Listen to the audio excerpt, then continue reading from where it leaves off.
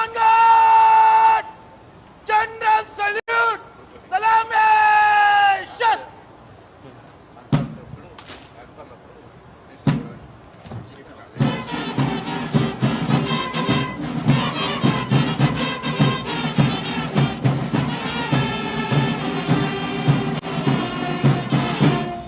Samangat!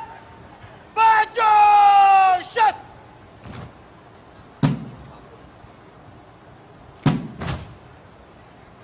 Kindly arise for the national anthem as the Honorable Chief Minister unfurls the flag.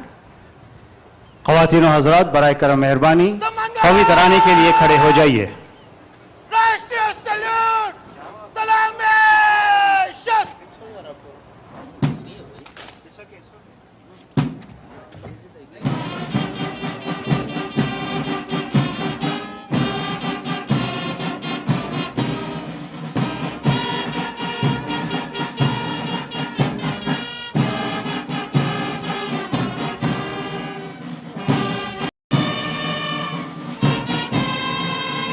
మే జాగే తవ శుభ ఆశీష మాగే అంటూ ఇప్పుడు Kindly keep standing, please. Telangana రాష్ట్ర గీతం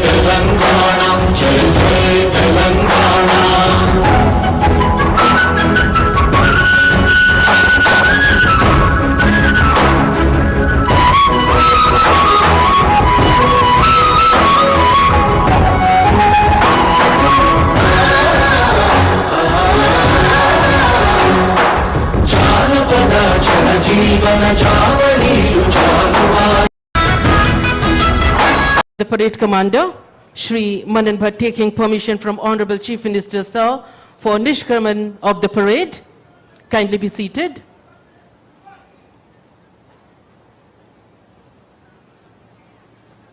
Permission taken, permission granted for the Nishkraman of the contingents. There, the parade commander hands the parade to 2IC. A beautiful gesture, a beautiful handing in takeover. Bagar! Just! Samangat! Daniel Boyd! Mut! Their positions taken. Daimai Bor. Samangat! Daniel Basai! Da Chal! Ladies and gentlemen, as the contingents gracefully move out of the marching arena, yet we find discipline, unity and commitment to their motherland and their Telangana. We are also truly honored to have amidst us our esteemed Chief Minister Sir, Revanth Reddy Sir, and distinguished dignitaries who represent the democratic spirit of the state. Their presence adds grandeur to today's celebration, the 77-year-old history. The melodious notes of Sare Jahan Se Acha by the brass band contingent beautifully reflects the ideals of peace, unity and national pride. It is not just a song, it is an emotion that binds every Indian together. The stirring tune echoes the pride and unity of our nation, reminding everyone of the timeless spirit of India. It fills a wave of patriotism. There we have the contingents filling the air of public gardens with Sare Jahan Se Acha. Today, under the banner of Praja Palana Divotsavam, we are not just remembering the past, we are celebrating the power of people's governance, where the citizens is the citizen of progress. Praja Palana Divotsavam is a tribute to democratic values, the belief that true governance flows from the people and belongs to the people. Ladies and gentlemen, now we have the address by our Honorable Chief Minister, Sir, Revanth Reddy, sir.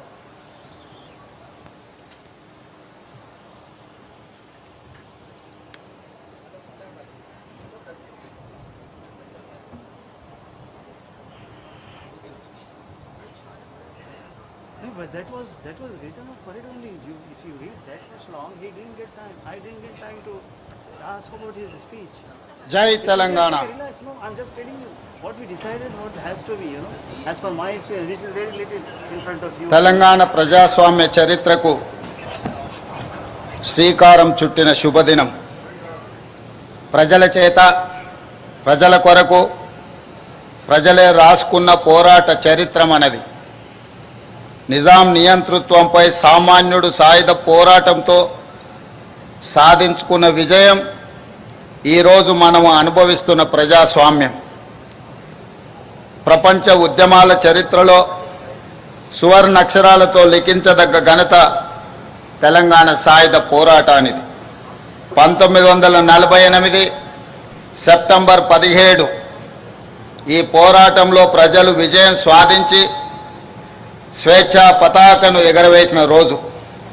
ఈ గడ్డపై రాచరికానికి ఘోరీ కట్టి ప్రజాపాలనకు హారతి పట్టిన రోజు September 17.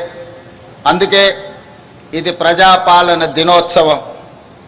రాష్ట్ర ప్రజలందరికీ ప్రజాపాలన దినోత్సవ శుభాకాంక్షలు తెలియజేస్తున్నా. స్వేచ్ఛ మన జీవన విధానం. ఈ స్వేచ్ఛ సాధన కోసం ప్రాణ త్యాగాలు సైతం వెనకాడని జాతి మనది. దీనికి చరిత్రనే సాక్ష్యం. అణిచివేత, పెద్దనారితనం, నియంతృత్వం, బానిసత్వ సంకెళ్లను బద్దలు కొట్టి స్వేచ్ఛకు ఊపిరి పోయడానికి ఊపిరి వదిలిన వందలాది మంది అమరులకు ఈ సందర్భంగా ఘన నివాళి అర్పిస్తున్నాను. సెప్టెంబర్ 17, 1948 తెలంగాణ చరిత్రలో ఒక మైలురాయి. అదేవిధంగా డిసెంబర్ 7, 2023 స్వరాష్ట్ర ప్రజాస్వామ్య ప్రస్థానంలో మరో మైలురాయి. లోతైన అవగాహనతో, సమకాలీన చరిత్రపై నిశితమైన విశ్లేషణతో నేను ఈరోజు ఈ మాట చెబుతున్నాను. ఎన్నో ఆశలు, ఆకాంక్షలతో మొదలైన స్వరాష్ట్ర ప్రస్థానం తిరిగి మళ్ళీ నియంతృత్వ నిర్బంధంలోకి జారిపోయిన తీరు గత ప్రభుత్వంలో మనం చూసాం. నాటి సాయుధ పోరాట స్ఫూర్తితో నిన్నటి నియంతృత్వ పాలనను ఓడించి ప్రజాపాలనను తెచ్చుకున్నాం. అందుకే డిసెంబర్ 7, 2023 కూడా ఒక చారిత్రాత్మక సందర్భంగా భవిష్యత్ తరాలకు గుర్తుండిపోతుందని నేను భావిస్తున్నాను. 77 ఏళ్ల తెలంగాణ ప్రస్థానాన్ని, పోరాట చరిత్రను, ఇక్కడ ఉద్భవించిన ఉద్యమాల సరళిని సంపూర్ణంగా అకలింపు చేసుకొని, ప్రజల ఆకాంక్షలను అర్థం చేసుకొని మేము ఈరోజు పరిపాలన చేస్తున్నాం. అహంకారపు ఆలోచనలు, బంధు ప్రీతి, అశ్రిత పక్షపాతానికి మా పాలనలో తావు లేదు. కష్టమైన, నష్టమైన ప్రజలతో పంచుకుంటున్నాం. ప్రజల ఆకాంక్షలు, వారి ఆలోచననే ప్రామాణికంగా నిర్ణయాలు తీసుకుంటున్నాం. తీసుకున్న నిర్ణయాలలో మంచి చెడు విశ్లేషించే అవకాశాలను ఇస్తున్నాం. తప్పులుంటే దిద్దుకుంటున్నాం. మంచి చేయడమే బాధ్యతగా మేము భావిస్తున్నాం. అభివృద్ధిలో ప్రపంచంతో పోటీ పడాలన్న తపనతో పని చేస్తున్నాం. ప్రతి పేదవాడి ముఖంలో ఆనందమే లక్ష్యంగా సంక్షేమ పథకాలను, సంక్షేమ చరిత్రను తిరగరాస్తున్నాం. 7 దశాబ్దాలుగా తెలంగాణ ఆశిస్తున్న స్వేచ్ఛ, సామాజిక న్యాయం, సమాన అవకాశాలు మా ప్రభుత్వ ప్రాథమిక ఎజెండా. ఏ సామాజిక లక్ష్యాల కోసం తెలంగాణ తపించిందో, ఏ సమానత్వ సాధన కోసం మన గడ్డపై ఉద్యమాలు జరిగాయో, ఈ పవిత్ర లక్ష్య సాధననే మా ప్రాధాన్యత. అభివృద్ధిలోనే కాదు, స్వేచ్ఛ, సమాన అవకాశాలు, సామాజిక న్యాయం విషయంలో కూడా తెలంగాణ దేశానికి ఒక రోల్ మోడల్గా ఉంటుంది అని ఈ సందర్భంగా నేను తెలియజేస్తున్నాను.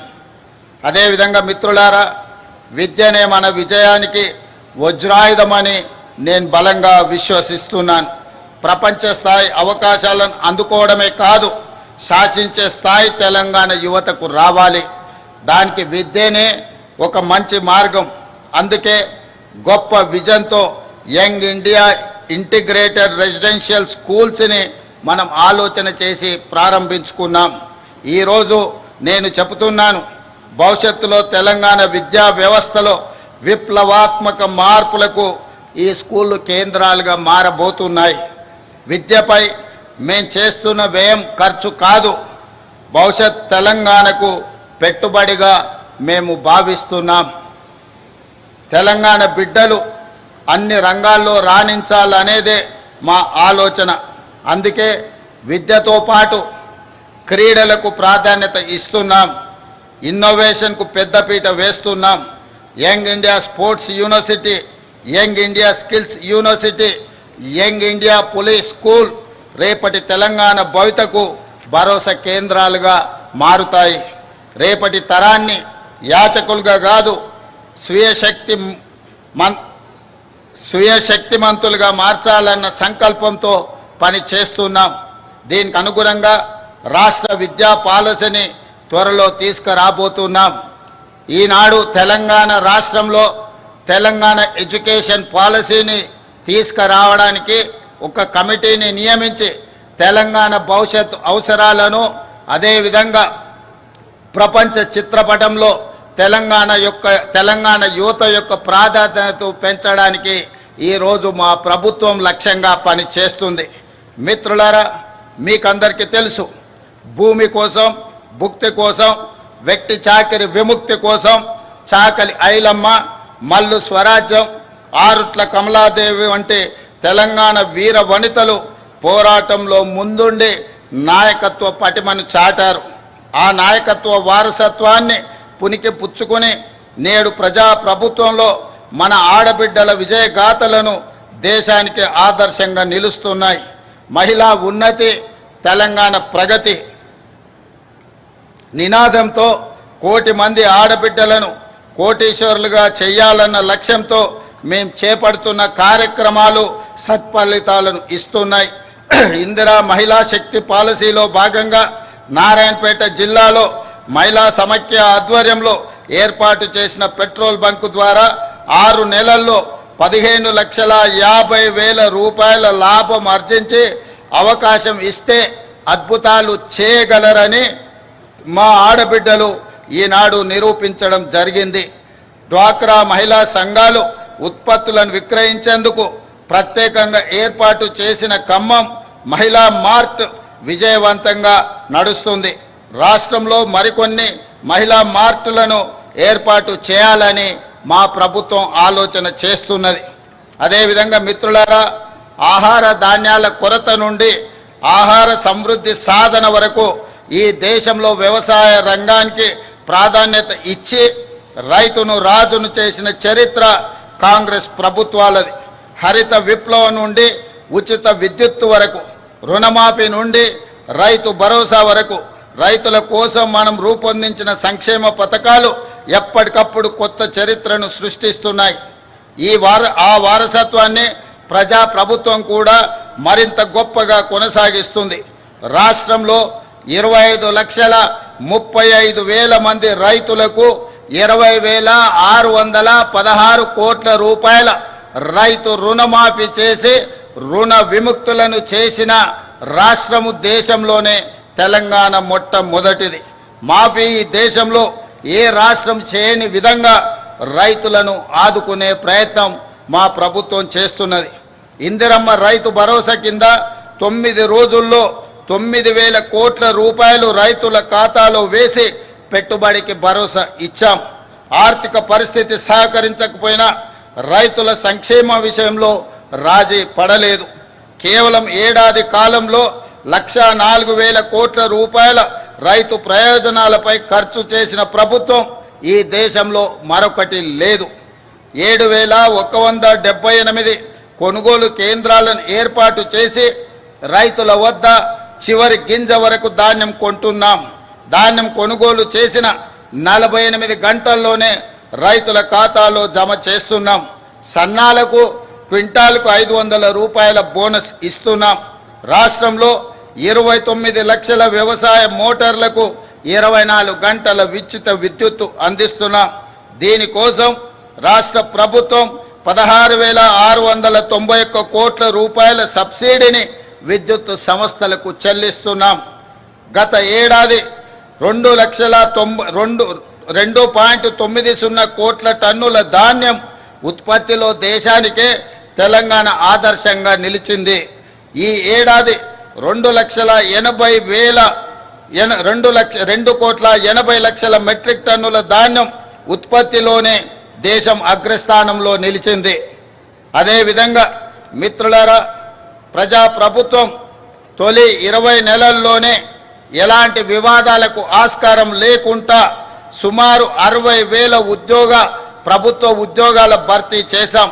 పోటీ పరీక్షల నిర్వహణలో అత్యంత పారదర్శకతతో వేగంగా ఫలితాలు వెల్లడించి నియామక పత్రాలు అందించాం. ఈ దేశ పరిపాలన వ్యవస్థలో తెలంగాణ భాగస్వామ్యం ఉండాలి. అందుకే అఖిల భారత సర్వీసులకు వెళ్ళాలని కోరుకునే తెలంగాణ బిడ్డల కోసం ప్రభుత్వం అండగా నిలుస్తుంది. రాజీవ్ గాంధీ సివిల్స్ అభయ హస్తం ద్వారా ₹1,00,000 ఆర్థిక సహాయాన్ని ఈ నిరుద్యోగ యువకులకు అందిస్తున్నాం. సివిల్స్ మెయిన్స్కి ఎంపికైన 180 మందికి తెలంగాణ అభ్యర్థులకు ఆగస్టు 11న ఈ ఆర్థిక సహాయాన్ని అందించాం. మెయిన్స్కి ఎంపికైన వారికే కాక ఇంటర్వ్యూకి ఎంపికైన అభ్యర్థులకు ₹1,00,000 సహాయాన్ని అందిస్తున్నాం. ఢిల్లీలో వసతి ఏర్పాటు చేస్తున్నాం. ఇలా ఆర్థిక సహాయం పొందిన వారిలో ఇప్పటి వరకు 10 మంది అఖిల భారత సర్వీసులకు ఎంపిక కావడం తెలంగాణకు గర్వకారణం. మా ప్రభుత్వం చేస్తున్న ప్రయత్నాలు సత్ఫలితాలను అందిస్తున్నాయని నేను భావిస్తున్నాను. అదేవిధంగా మిత్రులారా, భూ పోరాటాల చరిత్రనే తెలంగాణ చరిత్ర. గత ప్రభుత్వం తెచ్చిన ధరణి కారణంగా తెలంగాణ రెవెన్యూ వ్యవస్థ మొత్తం అస్తావ్యస్తమైపోయింది.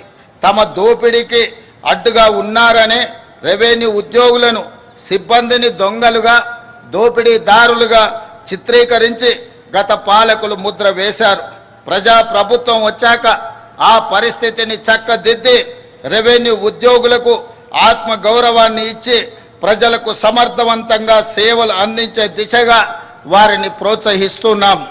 అందులో భాగంగానే భూభారతి చట్టం తెచ్చాం.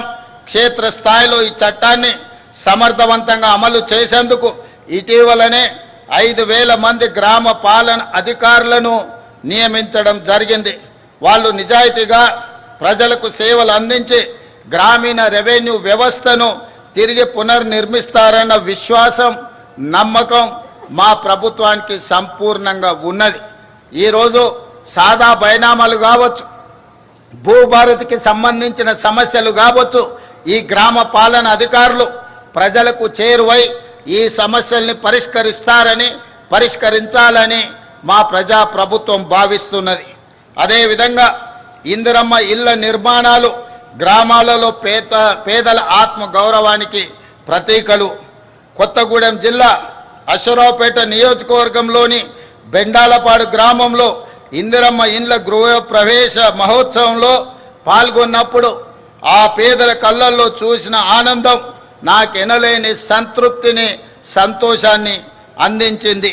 తొలి విడతగా 22,500 కోట్ల రూపాయలతో ప్రతి నియోజకవర్గంలో 3,500 ఇందిరమ్మ ఇల్లు లేని పేదవాళ్లకు అందించడం ద్వారా వాటికి సంబంధించి డబ్బుల చెల్లింపులు కూడా గ్రీన్ ఛానల్ ద్వారా నిర్మించుకున్న పని జరిగిన మరుక్షణమే ఆ పేదలకు నిధులను విడుదల చేస్తూ ఈనాడు పేదల యొక్క ఆత్మగౌరవాన్ని పెంచడానికి మా ప్రజా ప్రభుత్వం ప్రయత్నం చేస్తున్నదనడానికి నేను చెప్పడానికి సంతోషిస్తున్నాను.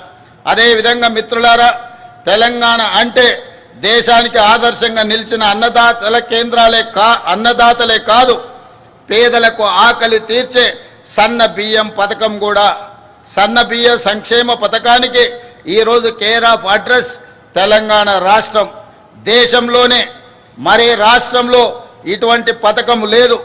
రాష్ట్రంలోని 3,10,00,000 మంది పేదలకు సన్న బియ్యం అందించడం ద్వారా ఆత్మగౌరవంతో బ్రతికి ఆ సన్న బియ్యంతోనే తమ సంటి పిల్లలకు తినిపించే పరిస్థితి, ఒక ఆరోగ్యవంతమైన తెలంగాణను, ఆత్మగౌరవంతో కూడుకున్న తెలంగాణను ఈరోజు పేద ప్రజానికానికి అందించడానికి ప్రజాప్రభుత్వం ప్రయత్నం చేస్తున్నదని చెప్పడానికి నేను సంతోషిస్తున్నాను.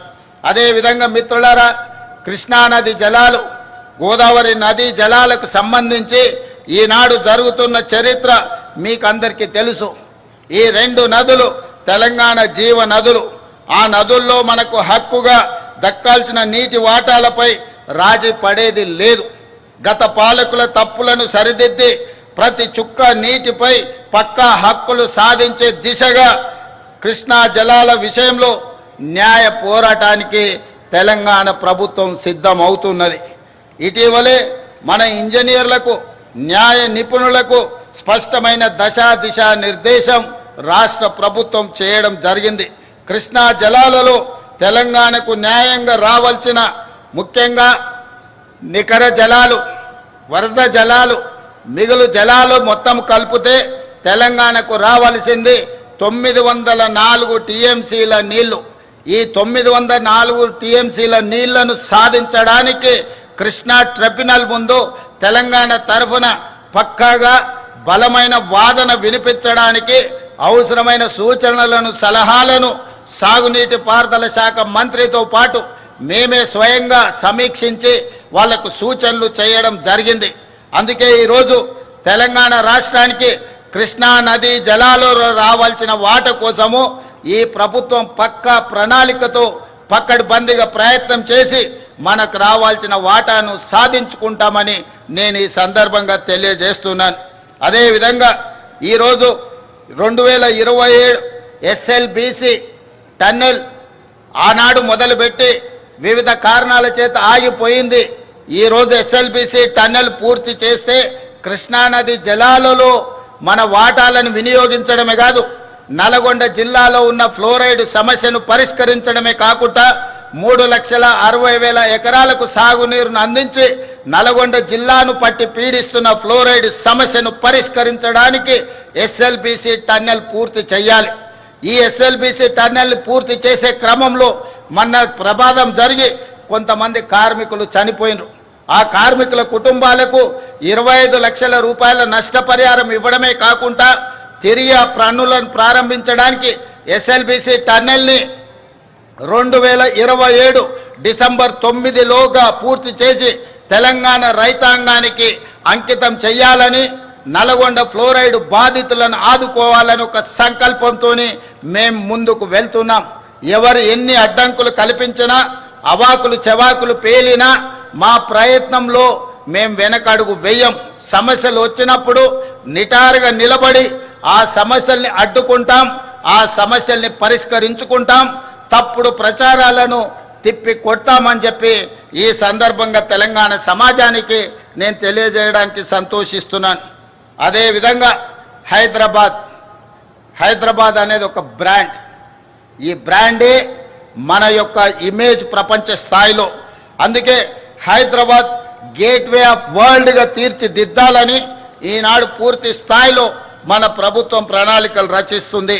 దాంట్లో భాగంగానే హైదరాబాద్ మహానగరం మన బలం, మన బ్రాండ్. ఈ బ్రాండ్ను భవిష్యత్తులో ప్రపంచ వేదికపై సగర్వంగా నిలబెట్టే దీర్ఘకాలిక ప్రణాళికలను రచిస్తున్నాం. 2035 నాటికి తెలంగాణ $1 ట్రిలియన్ ఎకానమీగా, 2047 నాటికి $3 ట్రిలియన్ ఎకానమీగా ఎదగాలన్నదే తెలంగాణ ప్రభుత్వం యొక్క లక్ష్యం. అది సాధించిన నాడు భారతదేశానికే కాదు ప్రపంచానికే హైదరాబాద్ గేట్వేగా మారుతుంది. ఆ దిశగా మొత్తం రాష్ట్రానికి మేము మాస్టర్ ప్లాన్ తయారు చేస్తున్నాం. అంతర్జాతీయ ప్రమాణాలతో కూడిన మౌలిక సదుపాయాలతో హైదరాబాద్ తెలంగాణ ఉండాలన్నది మా ప్రభుత్వం యొక్క సంకల్పం.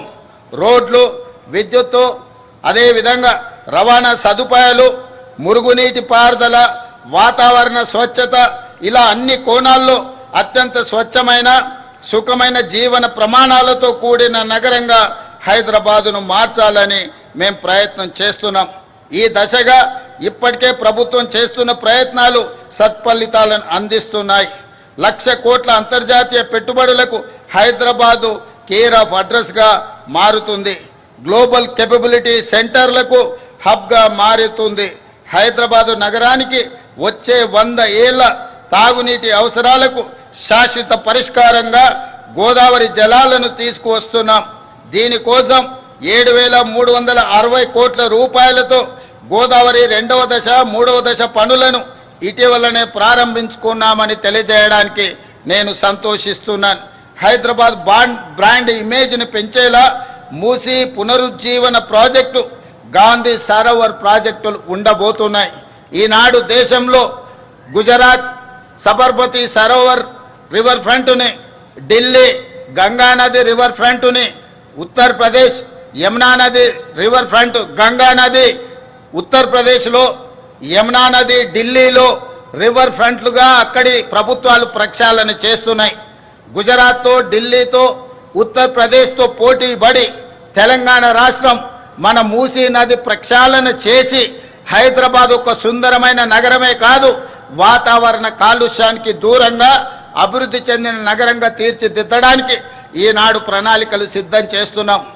ఈ ప్రణాళికలతో ముందుకు వెళ్తున్న సందర్భంలో ఎదురైతున్న ఛాలెంజ్లను పరిష్కరించుకుంటూ మూసీ పరివాహక ప్రాంతంలో నిరుపేదలు అత్యంత కష్టమైన జీవితాన్ని గడుపుతున్నారు.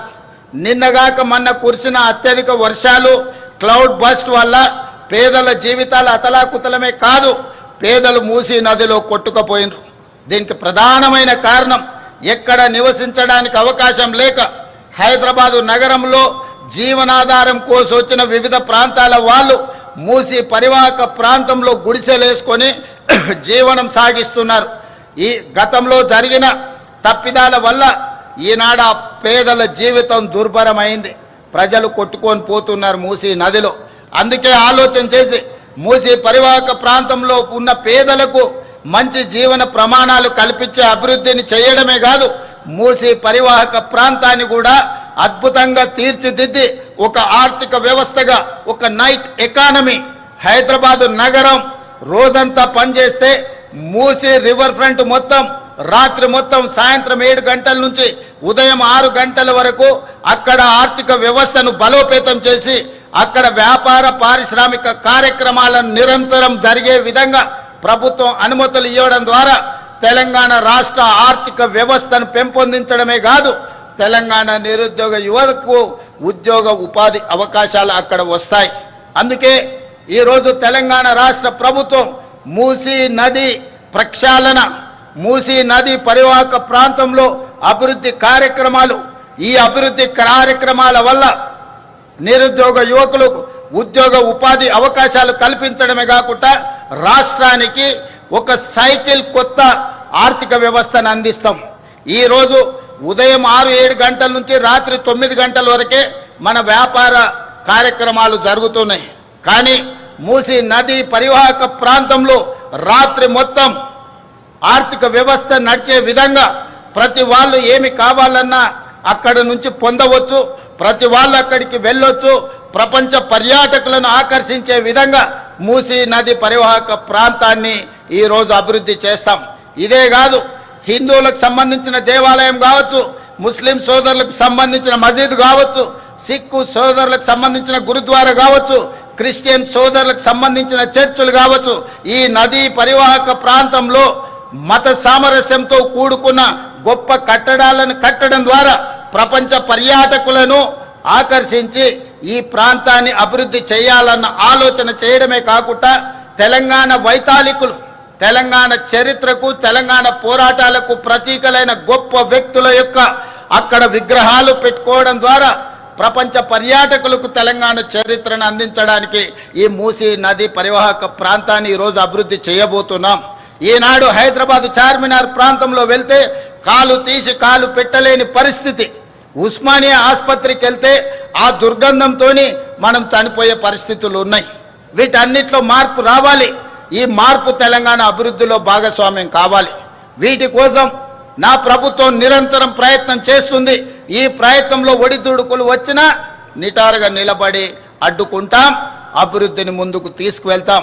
భవిష్యత్ తరాలకు మూసీ నది పరివాహక ప్రాంతం ప్రపంచానికే ఆదర్శంగా నిలబడే విధంగా ఈనాడు ప్రభుత్వం ప్రణాళికలు రచిస్తుంది. తొందరలోనే ఈ ప్రణాళికలను కార్యక్రమాలను ప్రారంభించుకుంటాం. డిసెంబర్ 9, 2025 లోపల ఈ ప్రణాళిక కార్యక్రమాలను ప్రారంభించుకుంటామని తెలియజేయడానికి నేను సంతోషపడుతున్నాను. అదేవిధంగా ఓఆర్ఆర్పై తలపెట్టిన గేట్వే ఆఫ్ హైదరాబాద్ గొప్ప స్వాగత తోరణంగా నిలుస్తుంది. 24,000 కోట్ల రూపాయల అంచనాతో మెట్రో 2వ దశ విస్తరణ ప్రాజెక్టును చేపట్టబోతున్నాం. ఇప్పటికే 69 కిలోమీటర్లు ఉన్న మెట్రో మార్గానికి అదనంగా 2వ దశలో 77 కిలోమీటర్ల మేర మెట్రో రైలును నిర్మించాలనే ప్రయత్నాలు చేస్తున్నాం. తొందరలోనే మెట్రో విస్తరణ పనులను కూడా ప్రారంభించుకుంటామని తెలియజేస్తున్నాను. అదేవిధంగా మిత్రులారా, తెలంగాణ ప్రాంతం పోరాటాలకు వేదిక, తెలంగాణ ప్రాంతం త్యాగాలకు వేదిక, తెలంగాణ ప్రాంతం అమరవీరులకు ఒక ప్రతీక. అలాంటి తెలంగాణ ప్రాంతాన్ని ఈనాడు మత్తు మహమ్మారి, గంజాయి కావచ్చు, డ్రగ్స్ కావచ్చు, తెలంగాణ యువతను పట్టి పీడిస్తున్నది. ఇది నా సమస్య, మీ సమస్య, ప్రతి పేదవాడి సమస్య. ధనవంతులో, శ్రీమంతులో లేదా విలాసవంతమైన జీవితం గడుపుతున్న వాళ్ళే ఈ గంజాయి డ్రగ్స్ బారిన పడడం లేదు. ఈనాడు జరుగుతున్న కేసులు, వస్తున్న సమాచారం, మధ్యతరగతికి సంబంధించిన యువత కూడా పెడధోరణిలో పోతున్నారు. పట్టణానికే పరిమితంగా, నగరానికే పరిమితం కాలే, పట్టణాలు, గ్రామీణ ప్రాంతాలలో కూడా ఈనాడు గంజాయి మూలాలు కనిపిస్తున్నాయి. ఎక్కడ చూసినా కేసులు జరుగుతున్నాయి. ఈ కేసుల వెనకాల చూస్తే గంజాయి ప్రభావమో, డ్రగ్స్ ప్రభావమో అధికంగా కనిపిస్తుంది. అందుకే మిత్రులారా, ఈనాడు మీ అందరి సహకారాన్ని నేను కోరుకుంటున్నా. ప్రజలు ఇందులో సంపూర్ణంగా ఈ ప్రభుత్వంతో కలిసి రావాలి.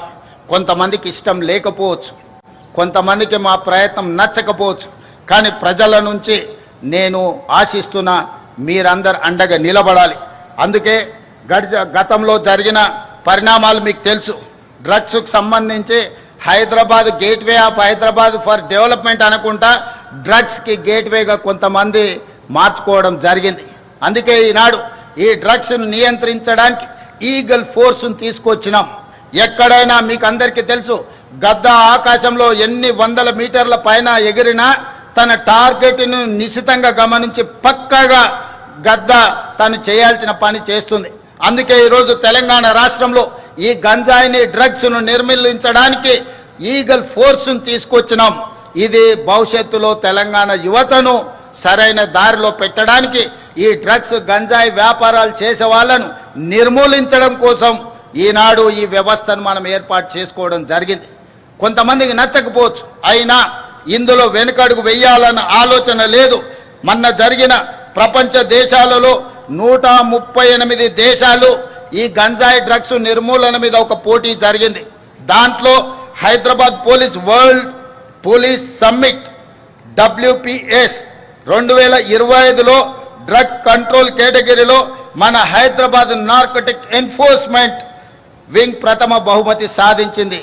138 దేశాలలో గంజాయి డ్రగ్స్ ను నియంత్రించడంలో పోలీస్ వ్యవస్థల మధ్యలో పోటీ జరిగితే హైదరాబాద్ నగర పోలీస్ వ్యవస్థ ప్రపంచంలోనే ప్రథమ స్థానంలో నిలబడ్డది.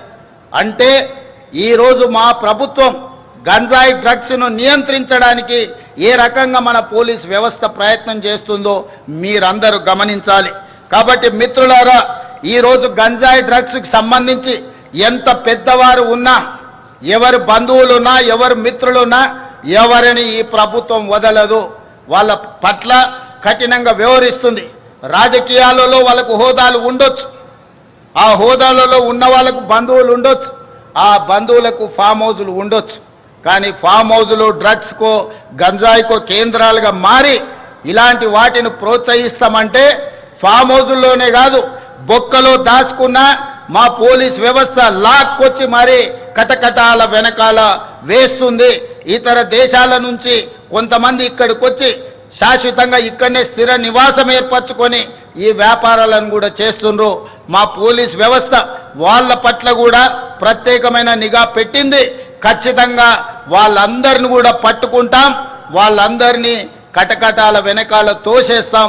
ఈ తెలంగాణ రాష్ట్రాన్ని గంజాయి డ్రగ్స్ రహిత రాష్ట్రంగా దేశంలోనే ఆదర్శమైన రాష్ట్రంగా తీర్చిదిద్దడానికి మన వ్యవస్థలు అన్నీ పనిచేస్తున్నాయి. మీరందరూ సహకరించాలి. తల్లిదండ్రులందరూ కూడా ఆలోచన చెయ్యాలి. మనం ఎంత కష్టపడి జీవితంలో ఎన్ని విజయాలు సాధించినా, ఎన్ని ఆస్తులు అంతస్తులు కూడబెట్టినా మన పిల్లలు వ్యసన పరులై గంజాయికో డ్రగ్స్కో బానిసలైతే మన బాధ ఏ విధంగా ఉంటుందో ఒకసారి ఆలోచన చేయండి. ఈరోజు ఈ ప్రభుత్వం చేస్తున్న చిత్తశుద్ధితో కూడుకున్న ఈ ప్రయత్నాన్ని రాజకీయాలకు అతీతంగా, వ్యక్తిగతమైన దేశాలకు అతీతంగా ఈ ప్రభుత్వానికి సహకరించాల్సిన అవసరం ఉన్నది. ఈ విషయంలో వితండవాదం చేయడం కానీ, ప్రభుత్వం చేస్తున్న ప్రయత్నాలను తప్పుపట్టే వాళ్లను తెలంగాణ సమాజం బహిష్కరించాలి. ఈ దేశంలో, ఈ రాష్ట్రంలో గంజాయి కానీ డ్రగ్స్ కానీ ఆనవాళ్లు ఉండొద్దు. ఈ తెలంగాణ రాష్ట్రం పోరాటాలకు వేదిక, త్యాగాలకు పునాదులు. ఈడ అమరవీరులు గొప్ప త్యాగాలు చేసిన చరిత్ర ఉన్నది. ఈ చరిత్ర కాలగర్భంలో కలిసిపోకూడదు. ఈ గంజాయి డ్రగ్స్ బ్యాచ్ను వదలకూడదు. వాళ్ళ పట్ల కఠినంగా వ్యవహరిస్తామని చెప్పి నేను ఈ సందర్భంగా 4 కోట్ల తెలంగాణ ప్రజలకు నేను మాట ఇస్తున్నాను. అదేవిధంగా మిత్రులారా, తెలంగాణ రైజింగ్ 2047 ఏ గ్రామమైనా, ఏ జిల్లా అయినా, ఏ రాష్ట్రమైనా, ఏ దేశమైనా, ఏ సంస్థ అయినా పక్కా ప్రణాళికలను పకడ్బందీగా తయారు చేసుకొని వాటిని అమలు చేసుకుంటూ ముందుకు వెళితే విజయాలు సాధించడం పెద్ద విషయం కాదు. ఆ విధమైన ప్రణాళికల కోసమే తెలంగాణ రాష్ట్ర ప్రభుత్వం తెలంగాణ రైజింగ్ 2047 విజన్ డాక్యుమెంట్ను పూర్తి చేసుకుంటున్నాం. 2047కి దేశానికి స్వతంత్రం వచ్చి 100 సంవత్సరాలు పూర్తి చేసుకోబోతున్నాం. 100 సంవత్సరాల స్వతంత్ర భారతదేశంలో ఈ దేశమే కాదు, తెలంగాణ రాష్ట్రం ఏ విధంగా ప్రపంచంతో పోటీ పడి అభివృద్ధి జరిగిందో ఒక నమూనాగా తెలంగాణను తీర్చిదిద్దాలని, భవిష్యత్ తరాలకు ఒక విజన్ డాక్యుమెంట్ ఇవ్వాలని ఈనాడు తెలంగాణ రాష్ట్ర ప్రభుత్వము ప్రయత్నం చేస్తున్నది. ఈ రాష్ట్ర ప్రభుత్వం చేస్తున్న ప్రయత్నం తెలంగాణ రైజింగ్ 2047 విజన్ డాక్యుమెంట్ని డిసెంబర్ 9, 2025 నాడు తెలంగాణ జాతికి అంకితం చేయడం జరుగుతుంది అని చెప్పి నేను ఈ సందర్భంగా మిత్రులందరికీ సవినయంగా తెలియజేస్తున్నాను. అదేవిధంగా మిత్రులారా, ఈ పాలసీ డాక్యుమెంటే తెలంగాణ ఆర్థిక వ్యవస్థకు, అభివృద్ధికి ఒక గేమ్ చేంజర్గా మారుతుంది. అందుకే ఈనాడు మేధావులు తెలంగాణ అభివృద్ధిలో భాగస్వాములు కావాలనుకున్న వాళ్ళు ఈ ప్రభుత్వానికి సూచనలు, సలహాలు ఇవ్వండి. మీ అనుభవాన్ని తెలంగాణ కోసం వినియోగించండి. ఈ తెలంగాణ రాష్ట్రం చేసే ప్రణాళిక తెలంగాణ రైజింగ్ 2047 విజన్ డాక్యుమెంట్ ఈ దేశానికే ఆదర్శంగా నిలబడాలి. ఈరోజు నీతి ఆయోగ్ కావచ్చు, ప్రధానమంత్రి సమావేశాలలో తెలంగాణ రాష్ట్ర ప్రభుత్వం తరఫున నేను, మా ఉప ముఖ్యమంత్రి గారు ఈ అంశాలను ప్రస్తావించినప్పుడు కేంద్ర ప్రభుత్వం కూడా ఆసక్తిగా వినడం జరిగింది. మా ప్రణాళికలకు సహకరించడానికి కూడా మాట ఇవ్వడం జరిగింది.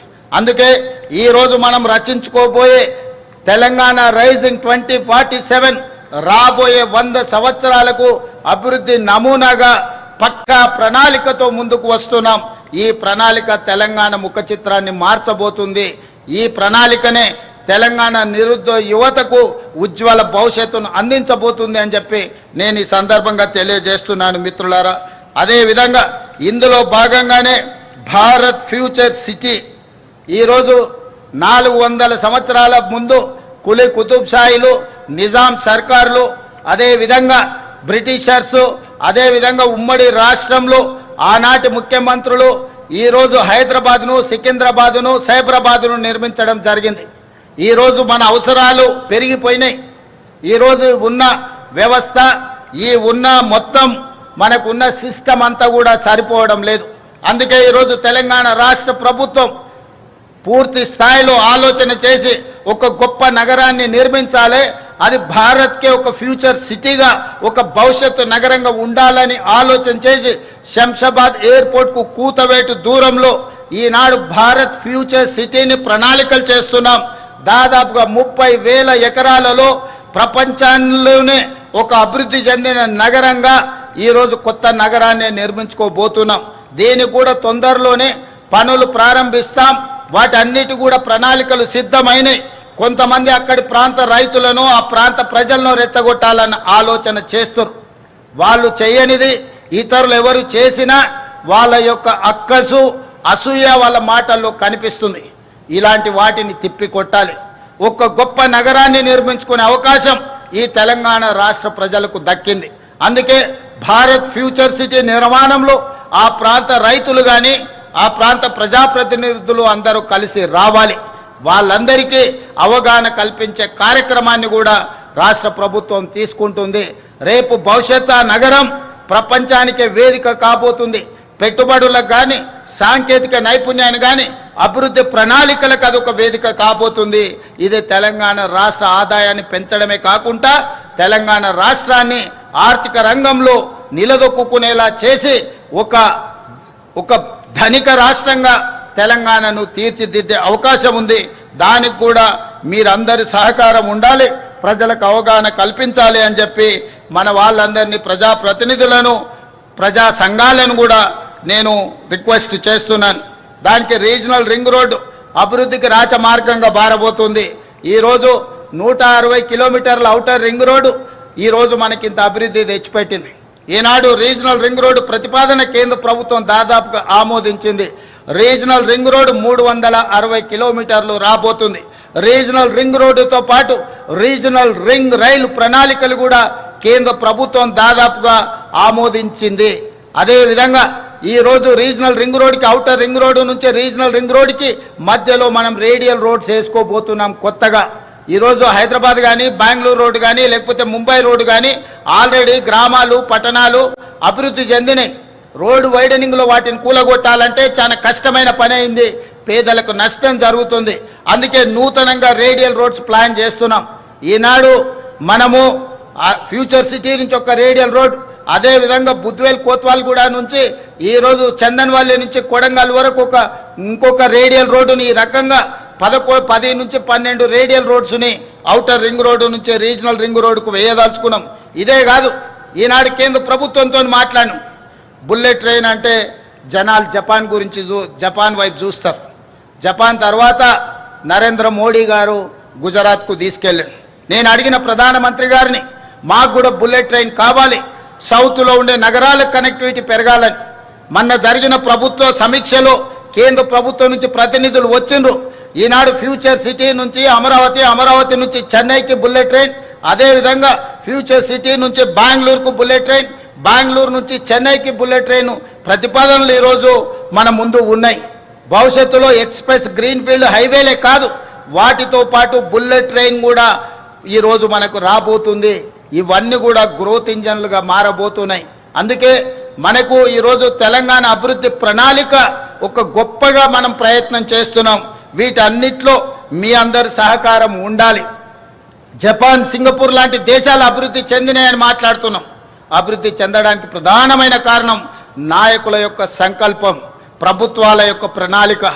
అందుకే ఈనాడు జపాన్ కావచ్చు, సింగపూర్ కావచ్చు, లేకపోతే ఇతర అభివృద్ధి చెందిన దేశాలు ఏవైనా సరే మన ప్రాంతం వెనుకబడి ఉండకూడదు. మనకు మేధస్సు ఉంది, మనకు పరిస్థితులు ఉన్నాయి, మనకు ప్రణాళికలు ఉన్నాయి. వీటిని అమలు చేసే సంకల్పం ఒకటే ఇంతకాలం లేదు తెలంగాణ రాష్ట్రంలో. ఇప్పుడు ఆ సంకల్పంతో తెలంగాణ రాష్ట్ర ప్రభుత్వం ప్రయత్నం చేస్తుంది. అక్కడక్కడ భూమి కోల్పోతున్న రైతులకు సరైన నష్టపరిహారం ఇచ్చి ఆదుకుంటాం. వాళ్ళందరూ కూడా అభివృద్ధికి సహకరించాలి. కొంతమంది రాజకీయాల కోసం కొన్ని ఆలోచనలు చేసి ఈ స్థలాలు పోతున్న రైతులను రెచ్చగొట్టాలని, రోడ్ల మీదకి తేవాలనే ప్రయత్నం చేస్తున్నారు. ఈ ప్రయత్నాలు తెలంగాణ అభివృద్ధిని అడ్డుకుంటాయి. తెలంగాణ అభివృద్ధి నిరోధకులుగా కొంతమంది మారి రాజకీయ స్వార్థం కోసం ఎవరైనా పని చేస్తే వాళ్ళ పట్ల తెలంగాణ సమాజం అప్రమత్తంగా ఉండాలి. ఈనాడు తెలంగాణ అభివృద్ధి చేసుకోకపోతే, మనం ఈనాడు తెలంగాణ ప్రపంచంతో పోటీ పడే విధంగా తీర్చిదిద్దుకోకపోతే మన భవిష్యత్ తరాలకు మనమే తీరని నష్టం చేసిన వాళ్ళమవుతాం. కాబట్టి ఈనాడు మనందరం ఒక ప్రతిజ్ఞ తీసుకుందాం. తెలంగాణ అభివృద్ధిలో భాగస్వామ్యం అవుదాం. ఈ తెలంగాణను ప్రపంచంతో పోటీ పడే విధంగా తీర్చిదిద్దుకుందాం. ఎన్నికలు వచ్చినప్పుడు ఎన్నికల్లో పోటీ పడదాం. జెండాలు పక్కన పెట్టండి. ఈ రోజు ప్రభుత్వం ప్రణాళికబద్ధంగా చేస్తున్న అభివృద్ధిలో కలిసి రాండి. ఒకవేళ రావడం ఇష్టం లేకపోతే మీరు మౌనంగా ఉన్నా పర్వాలేదు. ఈ ప్రభుత్వం ప్రజల కోసం నిరంతరం పని చేస్తానే ఉంటుంది. ప్రజలు ఇచ్చిన మాట, ప్రజలు ఇచ్చిన ఆశీర్వాదం మాకండగా ఉన్నంత కాలం ఈ తెలంగాణ రాష్ట్రాన్ని అభివృద్ధి పదం వైపు నడిపిస్తాం. ఈ రోజు సంక్షేమము అభివృద్ధి రెండు కళ్ళు తెలంగాణ రాష్ట్ర ప్రభుత్వానికి. ఈ సంక్షేమాన్ని ఈ అభివృద్ధిని రెండు కళ్ళలాగా భావించి ప్రపంచంతోనే పోటీ పడే విధంగా తెలంగాణ రాష్ట్రాన్ని తీర్చిదిద్దుతానని మీ అందరి సహకారం, మీ అందరి ఆశీర్వాదం ఉండాలని ఈ వేదిక మీద నుంచి విజ్ఞప్తి చేస్తూ మీ అందరి దగ్గర సెలవు తీసుకుంటున్న మిత్రులారా, జై హింద్, జై తెలంగాణ. విజన్ 47 సంకల్ప పత్రం ఆనరబుల్ సీఎం రేవంత్ రెడ్డి గారి దార్శనిక నేత్రం, ప్రజా పాలన ప్రభుత్వ ప్రణాళికా క్షేత్రం. ముఖ్యమంత్రి గారి సందేశాన్ని మనందరం అంకిత భావంగా మలుచుకుందాం. దిల్ దిమాగ్ కలగలిపి సాగుతూ ప్రపంచ విశ్వాసాన్ని గెలుచుకుందాం. మన తెలంగాణ కోసం, ఘన తెలంగాణ కోసం ఎప్పుడూ నిలబడుదాం. జాతీయ గీతాలాపన కోసం ఇప్పుడు నిలబడదాం.